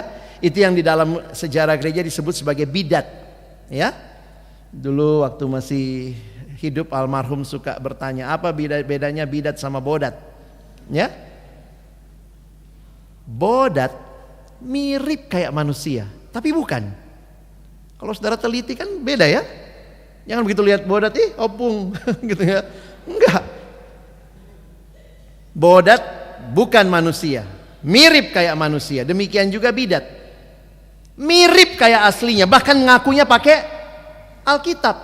Tapi kok beda? Kenapa? Karena mereka, nah, yang membedakan itu saudara lihat ya. Mereka tidak menerima pengakuan iman rasuli. Inti pengakuan iman rasuli kita berpusat pada pengakuan akan Allah Tritunggal. Sejarah gereja membuktikan firman Tuhan diturunkan, tetapi orang-orang yang setia dan mencintai firman melihat bahwa di dalamnya ini diakuilah akan Allah Tritunggal. Aku percaya kepada Allah Bapa. Aku percaya kepada Yesus Kristus. Aku percaya kepada Roh Kudus. Semua yang tidak mengakui ini namanya bidat. Jadi hati-hati bilang gereja orang sesat. Karena kalau sesat itu bidat. Tapi dia nggak mengakui iman rasuli. Saya bilang kok bisa? Dia nggak mengucapkan. Oh beda. Antara mengucapkan dengan meyakini beda. Karena ada beberapa gereja yang tidak mengucapkan. Tetapi mereka mengakui pengakuan iman rasuli. Nah dari gereja yang benar ada dua lagi turunannya. Satu yang sehat, satu yang kurang sehat. Nah jadi sebenarnya kita harus hati-hati membedakan. Kalau gereja yang kurang sehat itu memberikan penekanan berlebihan pada doktrin tertentu. Misalnya gerejanya benar, akui pengakuan rasuli, tapi semua khotbahnya perpuluhan. Bawa uang berapapun ke gereja nggak cukup. Ada yang semua khotbahnya mujizat. Semua khotbahnya jadi memberi penekanan berlebihan pada doktrin tertentu. Nah memang sampai hari ini gereja-gereja saling menuding ya. Kau kurang sehat, kau yang kurang sehat. Gerejamu gak ada Roh Kudus, daripada kau kebanyakan. Itulah kita ya. Selalu merasa, tapi nah disinilah kita perlu hati-hati. Tapi saya harus jujur mengatakan begini. Kalau gereja kurang sehat, terus menerus dalam ketidaksehatannya, itu cenderung nanti bisa jadi bidat. Saya lihat beberapa begitu. Karena apa? Dalam bidat itu salah satunya kultus individu, pemimpin. Dan itu bahaya. Jadi hati-hati saudara, kita mesti lihat, gereja ini sesat. Jangan bilang sesat, mungkin yang saudara maksud kurang sehat. Ya. Karena kalau sesat itu yang mana? Cirinya, nah ini dulu dari, ini 3 ciri ajaran sesat dari zaman ke zaman. Selalu masalahnya dengan Alkitab. Ada yang bilang ada Injil lain. Jadi percaya Alkitab tapi tambah lagi. Ada yang Injil plus ditambah, ada yang Injil minus. Jadi kalau saudara bilang Yehova itu bawa Alkitab, jangan lupa dia bawa Alkitab kayak kita. Tapi Yehova itu kan gak percaya Kejadian 1-3. Cuma dia gak sobek aja kan. Jadi kalau dia datang dia pakai Alkitab kok. Loh gak bisa saudara. Mereka tidak mengakui Yesus Tuhan. Yesus cuma manusia superpower. Jadi itu beda. Maka kalau saudara lihat hati-hati. Ini yang sesat, ya. Ini yang sesat, yang tidak sehat nggak usah ditulis ya. Nanti masuk lagi gereja kita. Saksi Yehova, nah itu. Karena tidak mengakui Yesus Tuhan dan Juru Selamat. Jadi mereka mengakui Yesus salah satu manusia yang diangkat jadi Tuhan begitu ya. Mormon, hati-hati juga. Mormon itu besar ya gerejanya di Tebet. Saudara lihat sebelah kiri jalan kalau dari sini. Dengan nama ya saya boleh sebut aja karena susahnya begini ya, di zaman Gus Dur semua ini diakui di Indonesia. Jadi resmi. Tempat ibadahnya Yehova namanya Balai Kerajaan. Balai Kerajaan dulu itu ngumpet, sekarang pakai pelang. Karena udah boleh. Mormon, Gereja Yesus Kristus Orang-orang Suci Zaman Akhir. Saya sebut saja karena ada di Tebet dekat. Ada Christian Science, ini besar pusatnya di Bogor. Ya, mereka Gereja Yesus Kristus Ilmu Pengetahuan ada di Menteng. Kalau saudara lewat ya. Iya. Itu Christian Science. Dan itu semua ada nabinya, ada kitab tambahannya. Dan intinya dia nggak akui pengakuan iman rasuli. Karena buat mereka misalnya paling masalah mereka menolak Yesusnya. Yesus cuma manusia biasa yang punya power ilahi. Kalau kita mengakui Yesus adalah Tuhan. Lalu kalau Bapak Ibu yang seangkatan saya ke atas mungkin pernah dengar Children of God ya dulu ya. Children of God tapi ibadahnya kayak anjing ya, jadi Children of Dog. Karena mereka boleh free sex. Jadi itu bukan Children of God gitu ya. Ada lagi yang pernah, iya bang ada di sana ibadahnya cium kudus. Habis ibadah cium-ciuman. Kenapa? Ada ayatnya kan di Alkitab cium kudus. Waduh. Jadi hati-hati ya, penyesatan terjadi hingga hari ini. Mengatasnamakan firman Tuhan. Lalu bagaimana sikap kita? Ya setia pada gereja saudara, pelajari firman baik-baik, ikuti komunitas seperti ini yang membangun iman saudara. Kita mesti bertumbuh. Nah sebagai aplikasi bagi kita, bagaimana kita menyikapi? Karena firman Tuhan ini sesuatu yang harusnya kita baca dan renungkan. Apa bukti kita mengasihi Tuhan? Coba kalau ditanya apa bukti saudara mengasihi Tuhan? Seberapa besar foto Yesus di dompetmu? Gitu buka foto, ih Yesus kali kau ya. Oh ada Yesus di meja kerja kita, ada Yesus di spion kita begitu. Coba kita baca ayat ini. Yohanes 14 ayat 15. 1, 2, ya. Jikalau kamu mengasihi aku, simple. Tuhan Yesus bilang kau mengasihiku, kau ikuti perintahku. Sederhana saudara. Dan firman Tuhan diberikan bagi kita. Lihat apa yang dituliskan dalam 2 Timotius 3, 16, 17. Kita baca sama-sama 1, 2, ya. Segala tulisan yang diilhamkan Allah memang bermanfaat untuk mengajar, untuk menyatakan kesalahan, untuk memperbaiki kelakuan dan untuk mendidik orang dalam kebenaran. Dengan demikian tiap-tiap manusia kepunyaan Allah diperlengkapi untuk setiap perbuatan baik. Seorang anak remaja datang dan bilang, saya malas baca Alkitab bang. Kenapa? Itu kok semua tentang saya. Bagus dong gitu ya. Karena ternyata dia waktu baca, aku kayaknya dituding terus. Nah saya bilang firman Tuhan melakukan fungsinya. Membangun kamu. Dia bilang kayak ini ya, kayak cermin saudara. Saudara pernah lihat cermin ya? Kata sahabat saya, cermin itu sahabat yang gak bisa bohong. Kenapa? Sekali jelek tetap jelek. Karena kalau kita di depan orang lain dia bisa bilang kau gak jelek. Nah bicara cermin, saya ingat kalau ngajar di STT pernah juga dulu, saya lupa angkatan siapa. Saya kadang kalau ngajar suka nulis, habis nulis begitu nggak sempat ambil penghapus gitu ya, langsung hapus pakai punggung tangan ya. Terus nggak lama pegang begini, wih kayak makeup luntur saudara. Kadang-kadang mahasiswa udah ketawa, hi pak, dibagusi tambah lebar. Cara terbaik kemana? Depan cermin. Lihat bagian mana yang kena. Demikian firman Tuhan dalam hidup kita. Waktu kita berhadapan dengan firman, ada bagian-bagian hidup yang Tuhan koreksi, Tuhan baharui. Karena firman mengajar, menyatakan kesalahan kita, memperbaiki kelakuan kita, mendidik kita dalam kebenaran. Mari baca firman Tuhan dalam Mazmur ini. Ini untuk anak muda ya. 1, 2 ya. Dengan apakah seorang muda mempertahankan kelakuannya bersih? Dengan menjaganya sesuai dengan firman-Mu. Mari kita hayati. Orang muda, kalau Bapak Ibu mau bekali anak-anak kita, bekali mereka dengan firman Tuhan. Itu yang jaga kelakuan mereka bersih. Beberapa orang tua pasang CCTV. Beberapa orang tua telepon anak tiap malam. Gimana nak di rantau, bener kau, kuliahmu bagus. Itu semua berguna. Tapi ternyata yang menjaga hidup kudus mereka waktu mereka kenal siapa Tuhan. Mamaku tidak di sini, bapakku tidak di sini, tapi firman Tuhan bilang, mata Tuhan menjelajah seluruh bumi. Maka aku yang di rantau ini tahu ada Tuhan yang lihat hidupku. Makanya ajari anak-anak kita firman Tuhan. Itu bukan ketinggalan zaman, itu kebutuhan mereka.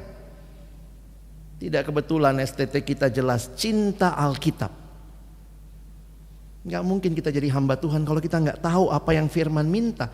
Kita gak punya kerinduan besar terhadap firman. Hanya sekadar lewat saja. No. The Bible will keep you from sin, kata D.L. Moody. Or sin will keep you from the Bible. Cuma dua pilihan. The Bible will keep you from sin, or sin will keep you from the Bible. Memang Alkitab ini unik saudara ya. Gimana caranya kita menghayatinya? Anak sekarang juga suka gitu ya. Gimana ya Pak? Karena maunya baca Alkitab pun pakai prinsip ekonomi ya. Mahasiswa juga suka gitu ya. Belajar sesedikit-sedikitnya, nilai setinggi-tingginya. Gimana caranya? Mau prinsip ekonomi, dan prinsip ekonomi dibawa juga dalam baca Alkitab. Bagaimana baca sesedikit-sedikitnya, mengerti sebanyak-banyaknya. Gimana caranya? Gak bisa saudara, ada proses. Oh direbus minum airnya. Tambah gila kita. Dan Alkitab diberikan untuk bukan hanya informasi saudara ya. Ini kalimat menarik dari D.L. Moody. The Bible was not given for our information, but for our transformation. Jangan baca Alkitab untuk CCA, cerdas cermat Alkitab. Kan banyak orang juga kan anak kan gitu ya. Saya kalau diminta bimbing anak-anak remaja mau cerdas cermat Alkitab, saya bilang jangan lupa baca Alkitab ya. Tapi akhirnya kan yang dibaca apa? Siapa bapaknya Daud, siapa anaknya ini, siapa nama mamanya. Jadi memang kita baca Alkitab hanya buat informasi aja. Nanti menang CCA ternyata hidupnya gak ada relasinya sama Tuhan ya. Minta lebih dalam lagi. Membaca Alkitab tidak dimaksudkan untuk menambah pengetahuan sekadar itu. Tapi mengubah kehidupan karena kuasa Alkitab ini luar biasa. Saya banyak keliling sekolah-sekolah kalau mau menjelang ujian nasional zaman dulu ada kebaktian ya. Nggak tahu itu anak-anak SMA kalau udah kelas 3 tiba-tiba mendadak rohani tuh. Kalau ditanya gitu, mau kuliah apa dek? Ya itulah nggak tahu bang. Nggak tahu apa rencana Tuhan. Ih Tuhan. Ngomongnya Tuhan tiba-tiba gitu ya. Jadi saya kadang suka nanya gitu. Oh kau nggak tahu rencana Tuhan ya. Kau rajin baca Alkitab nggak dek? Aduh itulah bang, lagi sibuk banget kelas 3 ini, sibuk ini itu. Jadi kok gak baca firman Tuhan? Iya susah bang, gak ada waktunya. Tapi kau mau tahu kehendak Tuhan? Iya bang. Gimana dong?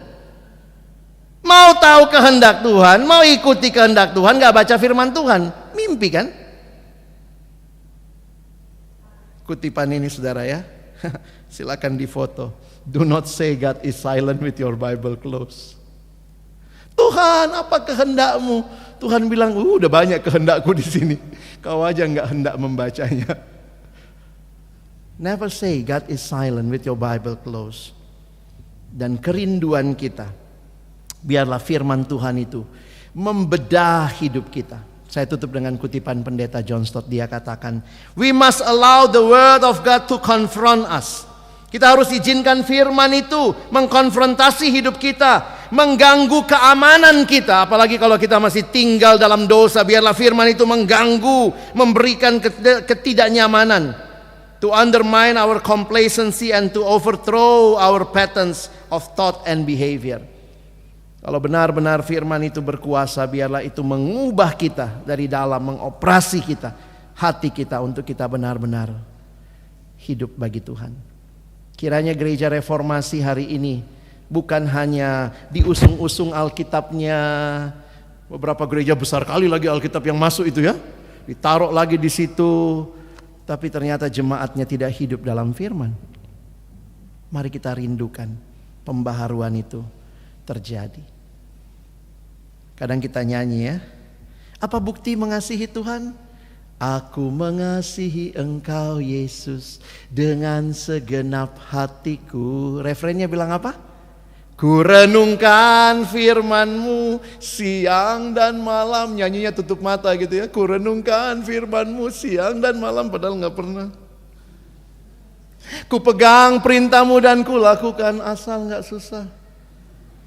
Engkau tahu ya Tuhan, tujuan hidupku hanyalah untuk menyenangkan hati-Mu dan hatiku. Saudara, mari kita serius dengan firman, dan biarlah firman itu menjadi harta utama kita yang kita wariskan dari generasi ke generasi. Lagu indah kita akan nyanyikan habis ini ya. Tak kita menyerahkan kepada musuhnya, firman Tuhan yang berkuasa. Amin. Mari berdoa. Tuhan, terima kasih untuk kebenaran firman-Mu yang mencelikkan hati kami, menolong kami melihat bahwa kami yang hidup ini sungguh kami membutuhkan firman-Mu. Dalam dunia yang gelap kami diingatkan firman-Mu itu pelita bagi kaki kami, terang bagi jalan kami. Dan biarlah waktu kami memperingati reformasi tahun ini, kami ingat kembali betapa firman-Mu itu sungguh berkuasa. Dan biarlah itu juga yang membangun gereja-Mu hari demi hari. Membangun hidup kami, membangun anak-anak kami, generasi-generasi yang akan melanjutkan legacy ini bagi kemuliaan Tuhan. Terima kasih, kami bersyukur, tolong kami bukan cuma jadi pendengar yang setia, tapi jadi pelaku firman. Dalam nama Yesus kami berdoa. Amin.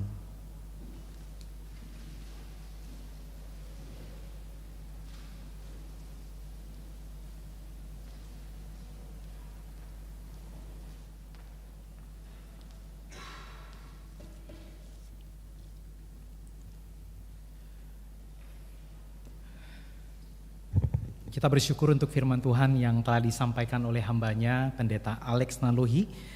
Saudara-saudara, inilah semangat reformasi yang sejati. Kembali kepada firman Allah yang hidup, yang menegur, yang membentuk dan memperlengkapi kita untuk hidup di dalam kebenaran. Kiranya semangat itu juga terus menyala di dalam hati kita. Semangat untuk berdiri di atas kebenaran firman, setia kepada Kristus dan menjadikan Dia satu-satunya pengharapan kita. Dengan keyakinan itu, mari kita menyatakan iman kita melalui nyanyian Tak Kita Menyerahkan. Biarlah firman Allah tetap kekal, berkuasa dan tak tergoyahkan sepanjang zaman. Kita menyerahkan kepada musuhnya, pelita yang bersinar di dalam dunia. Boleh firman Allah yang sungguh dan teguh. Alkitab yang mulia.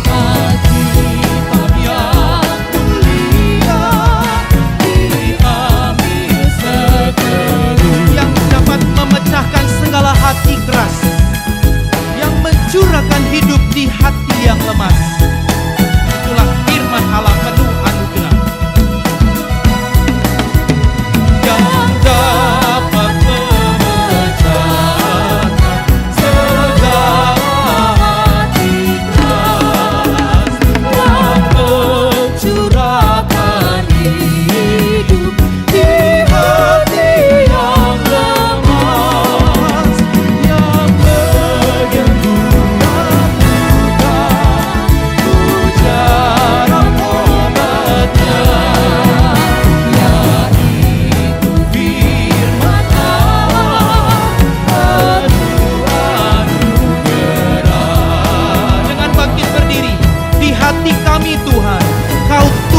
Sabdamu, supaya kami juga setia dan teguh. Di hati kami Tuhan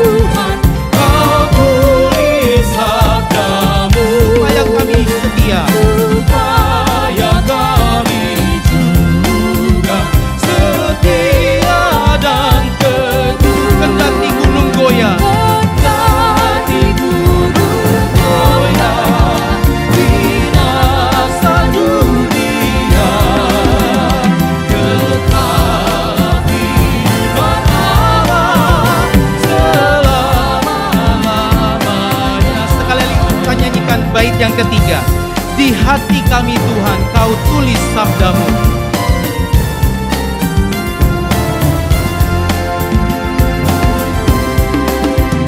Di hati kami juga Kau tulis sabda-Mu, supaya kami juga setia dan teguh. Kendati gunung goyah, binasa dunia, kekal firman Allah selama-lamanya. Kekalah firman Allah. Kekal firman Allah selama-lamanya. Silakan duduk, saudara yang dikasihi Tuhan.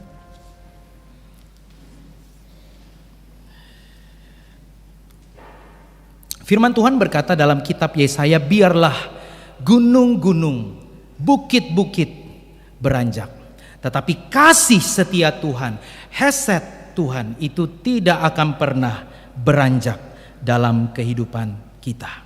Di tengah badai kehidupan kita, di tengah ancaman dari ajaran-ajaran sesat, kita memiliki satu kepastian yang tak tergoyahkan, bahwa kasih setia Tuhan tetap melindungi kita. Kita tidak pernah goyah akan janji ini. Satu persembahan pujian dari saudara-saudara kita STT Trinity Parapat. Bukan karena kebaikanku, bukan karena fasilidaku, tetapi semata-mata karena anugerah Tuhan, maka kita bisa dipakainya. Saya undang saudara-saudara kita untuk maju ke depan dan boleh mempersembahkan kesaksian pujian bagi kemuliaan nama Tuhan.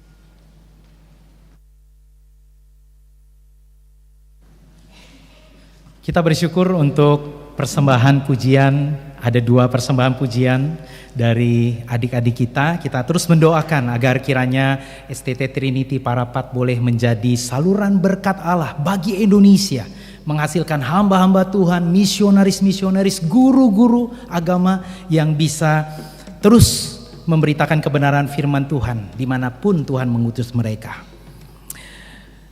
Saudara-saudara, kasih dan kesetiaan Tuhan tetap nyata, bahkan di tengah-tengah badai kehidupan. Kita tidak saja dijagai dan dipelihara olehnya, tetapi diberkati untuk senantiasa menjadi berkat. Dengarkanlah satu bagian firman Tuhan dari 2 Korintus 9 ayat 8. Allah sanggup melimpahkan segala kasih karunia kepadamu, supaya kamu senantiasa berkecukupan di dalam segala sesuatu dan berkelebihan di dalam pelbagai kebajikan. Karena itu marilah kita memberi dengan hati yang penuh dengan iman dan syukur, sehingga wujud kepercayaan bahwa hidup kita adalah milik Tuhan, dan berkat yang kita terima dipanggil untuk mengalir dan memberkati banyak orang. Bila badai hidup menerpamu,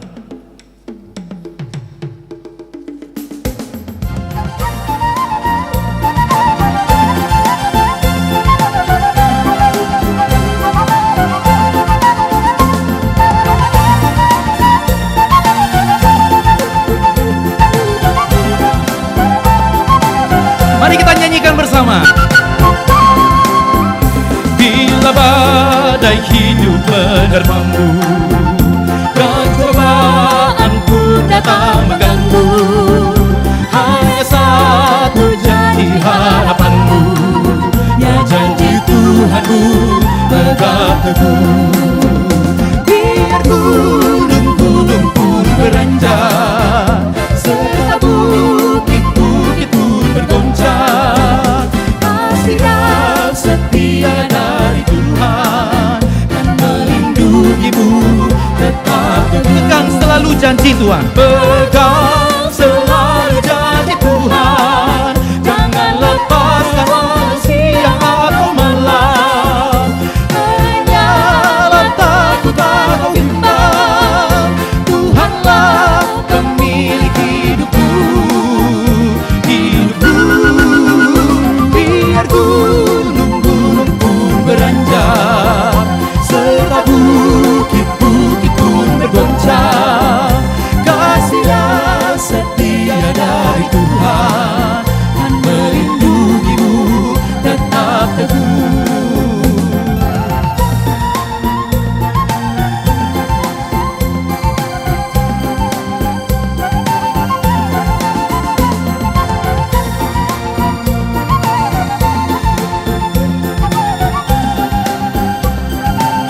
Bait yang bahasa Batak, mari kita nyanyikan.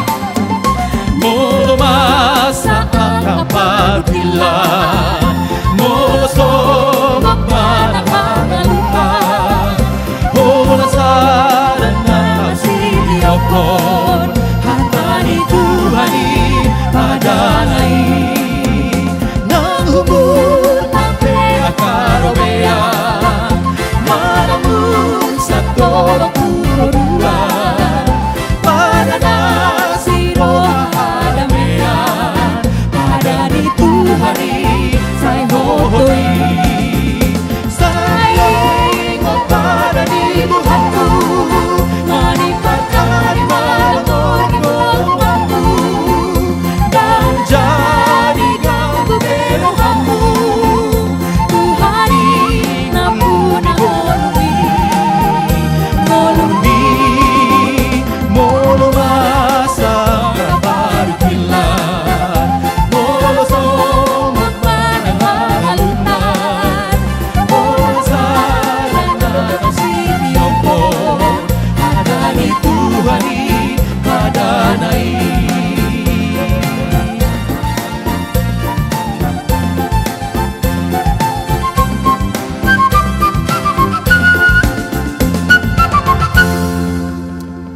Doa syafaat, pengumuman Bapak Hasudungan Limbo.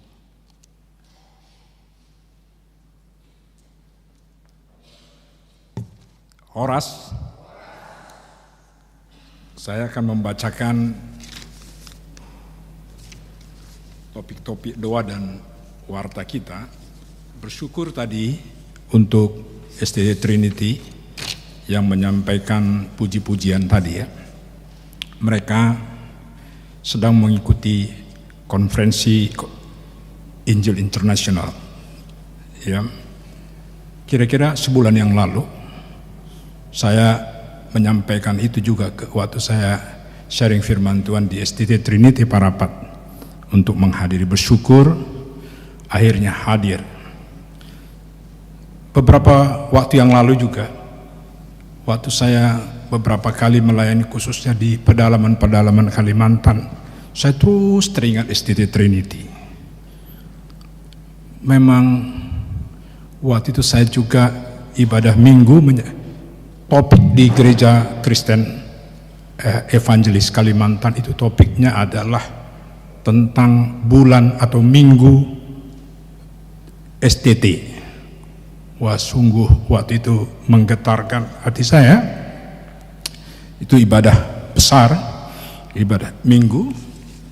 Tuhan kasih kesempatan, apa yang saya mau sampaikan tentang STT Trinity. Saya mengingat terus, kiranya STT Trinity terus Tuhan isi dengan luar biasa hati yang menginjili. Kemudian ada viral waktu itu, orang mau mengunjungi konferensi Injil Internasional dari Kalimantan. Tempat itu saya selama seminggu melayani di sana. Saya tidak pernah, pasti saya bangun tidak pernah lewat jam 3 pagi dan tidur tidak pernah di bawah jam 12. Jam 3 saya udah mulai bergumul, Tuhan pagi ini saya kemana? Ke sana, kadang ke satu tempat, ya. Saya sedang membayangkan sekali lagi STT Trinity. Suatu waktu saya mau pergi ke satu tempat dan itu jauh dan itu hujan, dan bagaimana mau menuju ke sana? Saya merindukan, kadang-kadang ya saya diturunkan di satu tempat, tidak ada yang menjemput saya. Waduh, berjalan jauh, saya putuskan, saya jalan, saya cari tempat, mungkin ada rumah penduduk di sini. Saya jalan sambil hujan, saya pergi ke sekolah, nggak ada muridnya karena hujan. Tapi saya bergumul, cari lagi, ketemu sekolah-sekolah yang lain. Saya membayangkan adik-adikku STT Trinity, bukan itu saja, ya, kita semua terpanggil untuk menginjili. Waktu kadang saya menyampaikan jauh sekali tempat itu, saya harus pindah dari satu motor, harus pakai trail begitu ya, harus ganti trail. Wah, saya sampai ke satu tempat. Hebatnya tadi karena reformasi tentang firman Tuhan tadi, saya menyampaikan firman Tuhan, guru-gurunya menangis. Saya tidak tahu kenapa menangis. Akhirnya sesudah anak-anak dilayani, boleh kita ke ruang guru? Saya panggil, saya terus bercucur air mata. Kuasa apa yang bisa membuat itu kecuali firman Tuhan, Roh Kudus yang menggerakkan. Wah, luar biasa sekali waktu itu, ya. Waktu lagu tadi yang dinyanyikan tadi, 2 lagu itu bersamaan saya hafal. Saya terima lagu itu ketika saya siswa. Satu lagi adalah Api Zaman. Itu waktu saya khotbah di gereja itu, entah kenapa saya nyanyikan darah kaum martir seperti itu. Oh, di kebaktian umum pemuda. Suatu waktu ada ibadah KKR umum. Jadi dipanggil umum. Saya bergumul untuk ini, saya bergumul tentang itu. Saya jumpain ibu-ibu lansia sudah rupanya ada 80 tahun, 70 tahun. Kami sengaja datang jalan kaki dari sana ke sini. Wah, hati saya, saya sungguh waktu itu sangat, saya pikir ini Tuhan banget. Saya tantang, percaya semua mengangkat seperti itu. Wah, puji Tuhan, seperti itu ya. Banyak orang, sengaja saya pakai ini. Saya jadi cinta Kalimantan, 20.000 ini. Kata istri saya, kenapa pakai itu? Saya mengingat Kalimantan. Nanti dikira orang apa tadi? Debus. Tapi enggak apa-apa, saya beli. Wah, begitu ya. Pengen saya banyak renungan. Saya teringat STT Trinity tadi, kiranya Tuhan pakai dengan sebagai adik-adikku di sini bersyukur menghadiri konvensi Injil internasional. Ya, kalian mendapat berkat di pertemuan itu, lebih saya kira 10 miliar disubsidi untuk itu. Ya, setahu saya nggak bisa ikut ya, karena ada ini kan. Oke, itu dulu pengantar. Baik, saya akan membacakan warta kita, ya. Udah ngomong duluan, sekarang baru mengucapkan selamat datang. Ya, selamat datang ya untuk hari ini kita bisa berkebaktian di tempat ini. Kiranya menjadi berkat, bisa semakin banyak. Firman Tuhan cukup jelas. Ya. Sayang kalau nggak kita penuhi ini sebenarnya. Mungkin kita doa dan pikirkan bagaimana supaya bisa dipenuhi. Kita akan hadir lagi pada ibadah bulan depan, Minggu 2 November pukul 16. Tempatnya di sini itu spiritual warfare dengan pembicara Pendeta Anwar Chen PhD. Ya. Mari kita datang ke tempat ini. Kita mengucap terima kasih untuk pelayanan ibadah bulanan hari ini. Pembicara Pendeta Alex Nanlohi Limbong, bukan Pendeta Alex Nanlohi, karena udah keseringan kemarin. Jadi ya. MC Riko Sijaila, ini kedua kali saya menyaksikan dia. Saya menikmati kalau dia menjadi MC. Entah kenapa ya. Memang bukan entah kenapa. Tahu saya dia mempersiapkan, dia menyerahkan diri terhadap pelayan ini. Terima kasih untuk pelayanannya. Singers Erika Deborah Limbong. Ini Limbong betul, boru saya. Minggu depan mau saya ajak dulu dia MC di musyawarah wilayah Limbong ya. Tanggal 12. Nanti saya akan ngomong. Levi Waigrat. Makasih. Terus keyboardis David Sinabariba, enak sekali. Terus yang gondang dan sulim Aparah Simon Pasaribu ya, pengisi acara STT Trinity. Saya bacakan pendoa syafaat Hasudungan Limbong. Oke, ini tadi yang STT Trinity tadi yang mengikuti konvensi Injil internasional, ya, itu ada sekitar 10 orang. Ada undangan dari gereja HKBP ini, 2 hal, yaitu tentang undangan donor darah pada tanggal 26 Oktober 2025 di gereja HKBP ini. pukul 10 sampai dengan pukul 13. Kemudian yang kedua adalah undangan buat komunitas kita, yaitu perayaan puncak hari ulang tahun HKBP Menteng Lama. Itu tanggal 1 November. Hari Sabtu ya, pukul 18 sampai selesai, tempatnya di sini. Mari kita mengingat, dan bila punya waktu kesempatan untuk datang pada tanggal 26 Oktober dan tanggal 1 November. Kemudian Natal KBD Anugerah, ini karena anugerah ya, biasanya KBD kornya bagus, latihannya nggak bagus, tapi pas makanya saya tambahkan KBD Anugerah. Ya, begitu. Maksudnya ini mau dilatih lagi untuk nanti bulan Desember. Bukan dilatihnya bulan Desember, mulai hari ini ada latihan ya. Kira-kira itu pengumuman dari kita. Mari saya bacakan pokok-pokok doa. Kita bersyukur, kita mensyukuri ibadah bulan KBD pada hari ini. Kita bersyukur untuk pelayan-pelayan Tuhan pada ibadah hari ini, secara khusus kepada Amang Pendeta Alex Nanlohi ya, dan semua pelayan. YBD, KBD, SDT Trinity, kita berdoa akan ada rapat Yayasan Bina Dunia yang dilaksanakan pada 26 Oktober. Ini kita serius mendoakan supaya yayasan betul-betul rapat, memang betul-betul rapat ya, begitu. Jadi memprioritaskan waktu ini. Kemudian berdoa untuk persiapan ibadah KBD November dan Natal KBD Desember ya. Ya nanti November itu yang tadi Pak Anwar Chen, baru nanti Desember untuk Natal kita.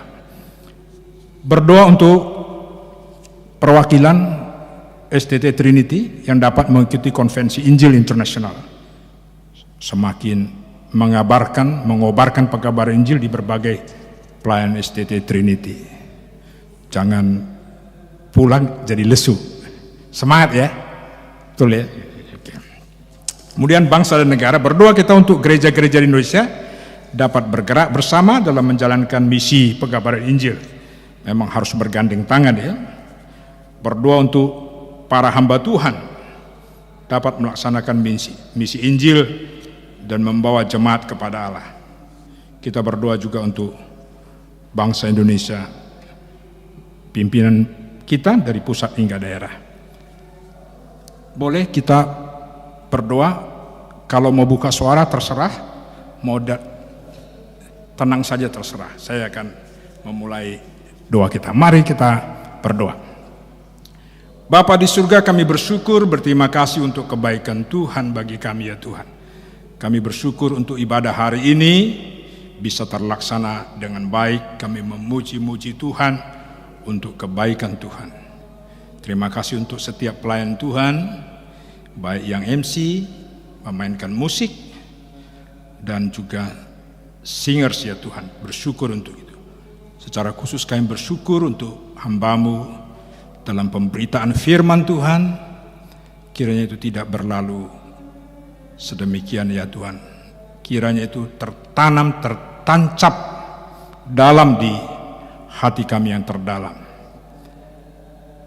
Kami bukan saja mendengar, menikmati pendengaran, tapi kami digerakkan ya Tuhan untuk terus membaca firman-Mu, haus dan lapar, untuk terus menggali dan mengaplikasikan dalam hidup kami. Kami tahu banyak persoalan, kesulitan-kesulitan hidup, tapi Tuhan, firman-Mu itu menjadi dasar bagi kami, menjadi pondasi bagi kami ya Tuhan.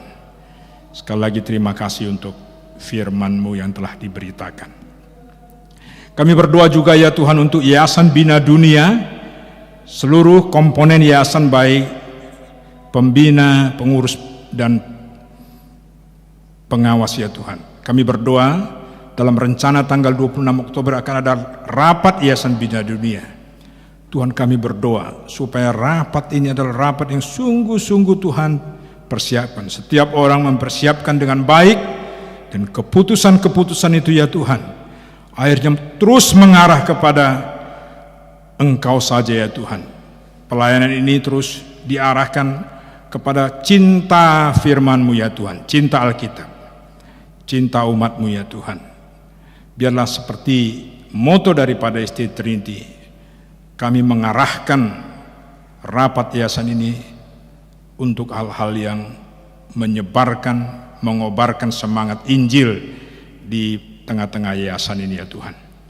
Kami berdoa juga untuk ibadah bulanan November yang akan datang dan Desember, persiapan-persiapan untuk Natal juga, untuk latihan KOR. Tuhan memberkati. Kami bersyukur untuk saudara-saudara kami, anak-anak kami dari STT Trinity yang mengikuti konvensi Injil Internasional. Tuhan berkati mereka, lipat gandakan semangat mereka supaya terus berkobar-kobar memberitakan Injil, dan terus mereka menyaksikan akan Kristus, dan semangat mereka terus ditularkan kepada banyak orang ya Tuhan. Berkati mereka ya Tuhan.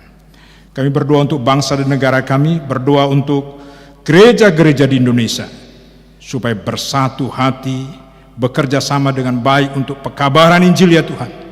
Kami tahu banyak orang-orang yang mengaku Kristen, tapi jauh dari Injil ya Tuhan. Mereka tidak mengenal dengan baik Kristus sebagai Tuhan dan Juru Selamat. Kami secara khusus berdoa bagi bangsa dan negara kami ya Tuhan, bagi pemimpin bangsa kami baik di pusat dan daerah. Anugerahkanlah ya Tuhan bijaksana yang daripada Tuhan. Mohon belas kasihan Tuhan. Berkatilah bangsa kami, bukan saja pemimpin-pemimpin bangsa kami ya Tuhan, rakyat Indonesia. Tuhan, mohon belas kasihan-Mu supaya juga mengalami transformasi ya Tuhan. Berkati kami semuanya ya Tuhan. Persembahan yang sudah kami kumpulkan juga ya Tuhan, kiranya ini Tuhan pakai menjadi alat kemuliaan bagi nama Tuhan. Terpujilah Engkau ya Tuhan, di dalam nama Kristus Yesus, Tuhan penebus kami yang hidup, kami berdoa. Amin.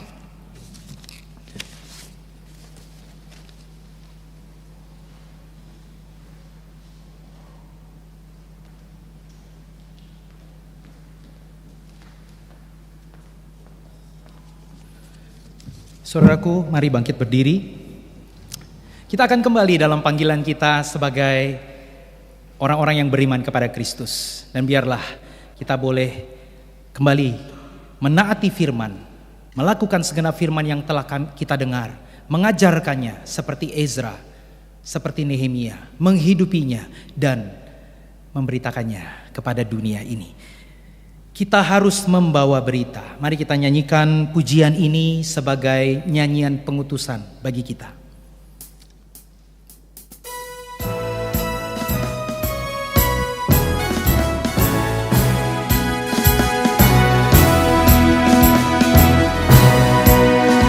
Kita harus membawa berita pada dunia dalam gelap tentang kebenaran dan kasih dan damai yang menetap, dan damai yang menetap, karena gelap jadi remang pagi dan remang jadi siang terang.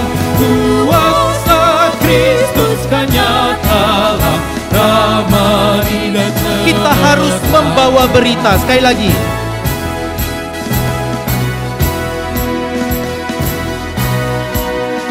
Kita harus membawa berita pada dunia dalam gelap tentang kebenaran dan kasih dan damai yang menetap, dan damai yang menetap, karena gelap jadi remang pagi dan remang jadi siang terang. Kuasa Kristus kan nyatalah, Inkondo Buanota Barita. Inkondo Buanota Barita, tuwingan ang naholomi, imaholo na sipongan, dame na manotogi, dame na manotogi, ay napinsar do hati uron, lungas tuli uholomi, huwaso ni Kristus hototo, sa leleng-leleng na. Karena gelap jadi remang pagi, Karena gelap jadi remang pagi, dan remang jadi siang terang.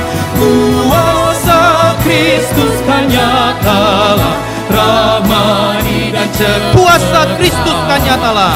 Kuasa Kristus kan nyatalah, ramani dan cemerlang.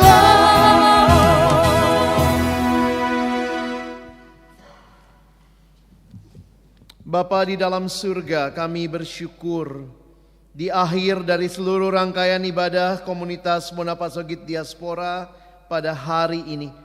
Kami merindukan kami boleh diutus oleh Tuhan di tengah-tengah dunia yang gelap dan penuh dengan berbagai tantangan ini. Tetapi dengan satu keyakinan bahwa firman-Mu itu kokoh teguh, memiliki otoritas penuh dalam hidup kami. Dan kami akan dituntun oleh firman-Mu. Berikan hati yang sungguh rindu, lapar dan haus akan firman Tuhan. Dan kiranya kami semua boleh dipuaskan dan dipimpin oleh-Mu. Terima kasih banyak ya Tuhan untuk ibadah yang Tuhan sertai dari awal, pertengahan hingga pada akhirnya. Kami merindukan sebentar kalau kami pulang dari tempat ini. Tuhan yang kiranya menyertai perjalanan kami, tiba dengan selamat di tujuan kami. Kerinduan kami dimanapun kami berada, apapun yang kami lakukan, biarlah hidup kami menyatakan Yesus yang hidup di dalam diri kami. Terima kasih Tuhan, kami menyatukan hati kami, menutup dengan doa yang Tuhan ajarkan kepada murid-murid-Mu. Bapa kami yang di surga, dikuduskanlah nama-Mu. Datanglah kerajaan-Mu, jadilah kehendak-Mu di bumi seperti di surga. Berikanlah kami pada hari ini makanan kami yang secukupnya, dan ampunilah kami akan kesalahan kami, seperti kami juga mengampuni orang yang bersalah kepada kami. Dan janganlah membawa kami ke dalam pencobaan, tapi lepaskanlah kami daripada yang jahat. Karena Engkau-lah yang punya kerajaan dan kuasa dan kemuliaan sampai selama-lamanya. Saudara-saudara yang dikasihi Tuhan, arahkan hatimu kepadanya, dan pulanglah di dalam berkat yang daripada Tuhan. Tuhan memberkati engkau dan melindungi engkau. Tuhan menyinari engkau dengan wajah-Nya dan memberi engkau kasih karunia. Tuhan menghadapkan wajah-Nya kepadamu dan memberi engkau damai sejahtera. Amin.